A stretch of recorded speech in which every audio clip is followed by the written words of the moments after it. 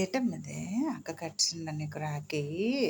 ఓల్తళ్ళు ఎంత బాగుందే నీ రాఖీ, మెరుస్తుంది. అమ్మో ఎంత బాగుందే నాన్న, బుజ్జి నాన్న. అక్క కట్టింది నీకు ఓసి.